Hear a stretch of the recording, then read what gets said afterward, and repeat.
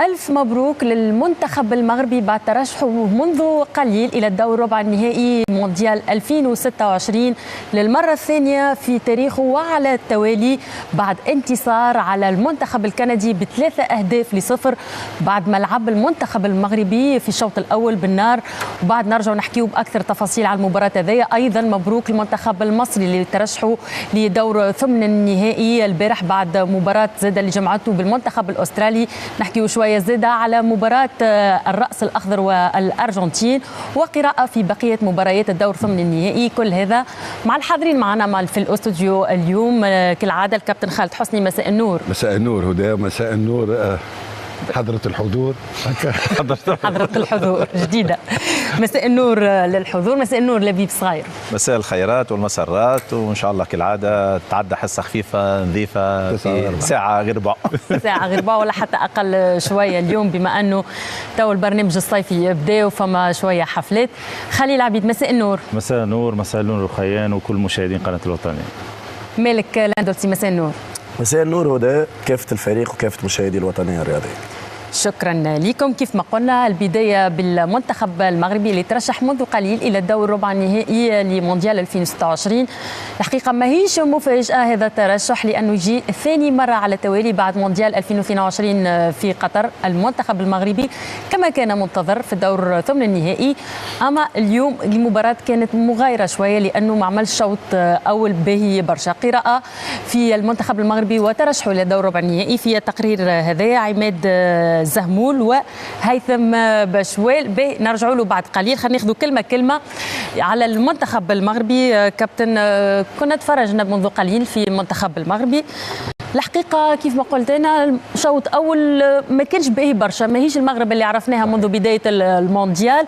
لو كان مش بونو كان ينجم يقبل على الأقل 2 أهداف لكن يعرف يرجع المغرب في الشوط الثاني. هو يعرف كيفاش يتفادى قبول الأهداف في الأوقات الحرجة. الأوقات الحرجة لما يعني شوط كامل مش هيلعب شوط كامل. في هذه الأوقات تلقى الفريق في حاجة إلى هدف أو إلى حارس أو أي لاعب. وكالعادة بونو بالنسبة لنا هو وناحي هما رجال المباراة خاصة خاطر الشوط الأول لولا بونو لكانت النتيجة كما معناها قلت هدى ثم 2 أهداف فسخهم تقريبا أقل حاجة. اللي يعجبني أنا في المدرب وأنهي قبل المباراة معناها بنهار حذرهم قال لهم اصعب مباراه مش نخوضوها في تاريخ كؤوس العالم. يعرف ايش معناتها خاطر مرحله صعيبه ياسر وعملوا ساعتين قداش مع هولندا بلوس ليفور مونتال فريق مستضيف كيف يعني باش يوريك واخيرا يخرج الهداف وما تتاثرش. هذه هي معناها شيء من الكبار. المغرب في كما قلت في ساحة الكبار لا أكثر ولا. صحيح. مالك رب ضارة نافعة بالنسبة للمنتخب المغربي. دقيقة 22 يتضرب سيباري يدخل في براسته رحيمي يكون حاسم في المباراة نتاع اليوم ويسجل الهدف الثاني والثالث. حاجه من القوات معناها اللي عند المنتخب المغربي هي التغييرات اللي تجي من برا. كي تشوف رحيمي يدخل مكان صبيري ما تحسش انه فما فرق وكان قادر انه ارسال.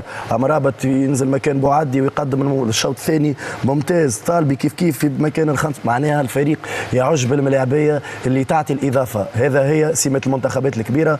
ما حشناش بملاعبيه تعرف تلعب كوره. حشنا بملاعبيه دي كومبيتيتور اللي تقاتل على كل كوره. كي تشوف الشراسه نتاع المنتخب المغربي معناها تفهم الفريق هذا علاش قاعد يقدم. بالنسبه لي انا باش نستعير كلمه الكابتن الانجاز يصير مره واحده لكن اعاده الانجاز دليل انه فما خدمه وراها. فما بروجيكسيون فير لافونير. ناس قاعده تخدم على رواحها قاعده تجيب في جيل ورا جيل قاعد يقدم بالمنتخب المغربي. وبالنسبه لي انا كي نقول لك ياسين بونو اللي تلقاه في المواقف الصعبه يخلي فريق وطني في المقابله. في شوط اول كان المنتخب المغربي دون المستوى الحقيقه ما وراناش المستوى العادي نتاعو. وقلناه مع الكابتن لهنا انه ساعات الفريق ساعات يمر باساج فيد يلزم يلقى لي بيليه نتاعو الملاعبيه اللي تكون لوكوموتيف اللي تخلي الفريق في التورنوا هذايا. لقى ياسين بونو لقى اشرف حكيمي ديما دون لي غران رونديفو تجي لو ديكليك من عند اشرف حكيمي. الكره اللي تلعبت في الهدف الاولاني سي تريز انتيليجون اللي لعبوا. وناحي اللي ما دخلش مليح في التورنوا هذايا سجل 2 أهداف اليوم وكان حاسم. ابراهيم دياز افيك 2 اسيست كيف معناها ما تعرفش في المغرب من يمشي يجيك الخطر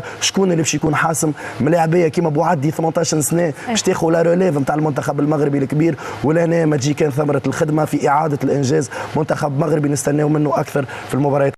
الفرنسي اللي يلعب ليلة في الليل مباراة باراغواي مع العشرة متاع الليل. يعني ممكن ياسر يتلاقى لو كان فرنسا تربح باراغواي، والأغلب باش يكون هكا، ولو أنه حتى شيء ما هو مضمون في كرة القدم، لكن ممكن نلقاو زاد أفيش مغرب فرنسا اللي تلقاو في نصف نهائي 2022 وثم غوفونش بطبيعة الحال ما بين المنتخبين.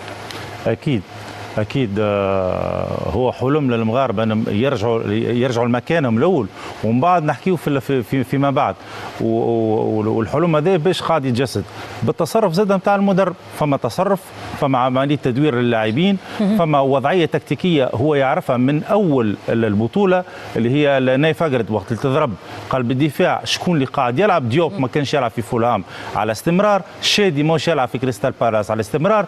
صار مع تطور المباريات وبدايه ارتفاع النسق ولت فما الريسك نتاع الاصابات ولا فما ارهاق، هو قاعد يتصرف في المجموعه بشكل تكتيكي يخلي الناس اللي موجوده قدام قاعده هي اللي تفك الكره وهي اللي تهاجم، ويحاولوا اكثر ما يمكن ما يخليوش الفريق الخصم يقرب المناطق نتاع المغرب. وشفنا التغييرات نتاعو في المباراه الماضيه والمباراه هذه. اليوم مثلا تلقى في بلاصه شادي لاعب حل وليد عمره تقريبا 22 سنه، لاعب مباريات اكثر من شادي، لكن شادي لا ميتريس تكنيك نتاعو في بناء الهجمه كبيره برشا. هذاك علاش المغرب في بدايه في الشوط الاول ما كانش ينجم يشد كوره وما كانش ينجم يبني برشا الهجمه. دونك فما عيسى ديوب كتشوفوا في اخر المباراه حاله الارهاق الشديده، وحتى المباراه اللي قبلها كيف. لكن التكامل اللي في المجموعه وهذا الاهم في المغرب، الفريق يعرف شكون فيه كومبيتيتيف وشكون مش كومبيتيتيف. انا هو الكومبارتيمون النون كومبيتيتيف اللي ما يلزمش توصل له الكره باش ما يعملوش ايفور. دونك التوازن هذا الكل مع التطور الفني في المجموعه، فرق كبير في المجموعه فنيا ومهاريا بين 22 و 26. دونك باش نبداو واضحين، ولو فما بعض اللاعبين لكن الجيل هذا غير الجيل الاخر، متريس تكنيك كبيره برشا. دونك نتوقع حتى ضد فرنسا معناها مرشحه، معناها ابرز المرشحين، لكن المغرب المره هذه ينجم يكون قادر. دونك نستناو ولعبوا معاه في نصف النهائي، جات اخر كوره كانت بالضبط عليها. لبي بالحق بلا فيش لو كانت تصير المغرب بفرنسا في ربع بروفيل المنتخبات القويه، المنتخب المغربي مش كما نسخه 2022 ما عادش يخاف من حد، ما عادش يخاف، اي اصبح من ضمن الكبار، لانه تو ولا هو اللي يخوف، ما عادش يخاف، وانما هو اللي يخوف المنتخبات الكبيره. ممكن 2022 كانت مفاجاه المنتخب المغربي، تو ما عادش مفاجاه، ولا الكل يقراوا حساب لاسود الاطلس. الاسود زأروا معناها في هذه الكؤوس الموندياليه الاخيره، واظهروا انهم شجعان اقوياء متمرسين، معناها منتخب قوي جدا. واذا كان عندك باش نعمل الربط ومش نختصر معه، اذا كان عندك حارس مرمى في قيمه ياسين بونو راك باش تكون كيما الراس الاخضر وكيما مصر، لانه حارس المرمى هو النقطه المشتركه القويه في هذه المنتخبات، واللي خلات هذه المنتخبات تتقدم الى ادوار متقدمه. ان شاء الله بالطبيعه نتمناو انه مهما كان اسم المنافس، حتى راهو اليوم الباراغواي باش تكون مباراه صعبه على المنتخب، صعبه جدا، لان المنتخب الالماني استهان بالباراغواي، وشفنا حتى محللين ملاعبيه كبار قالوا صنف رابع صنف خامس، لقمه سهله المضغ اليوم بالنسبه للمنتخب الالماني. فالمنتخب الالماني خرج، باش تكون مباراه صعبه. نستنى مهما كان اسم المنافس ان شاء الله المنتخبات الافريقيه اللي هي منتخبات عربيه بالاصل، قد كان المغرب ومصر يكونوا موجودين في ادوار متقدمه ان شاء الله يا ربي.